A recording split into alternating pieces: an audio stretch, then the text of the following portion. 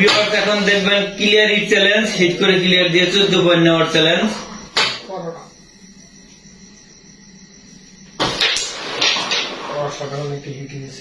সুন্দর একটি হিট হয়েছে, সেই সাথে 2টি গুটি পকেটে, 3টি গুটি চলে গেছে পকেটে।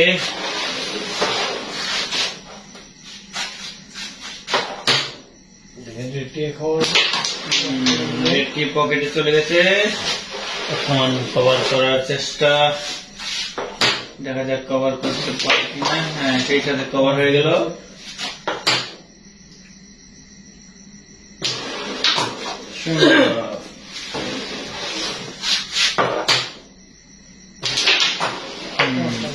আর মাত্র 3টি সাদা গুটি রয়েছে।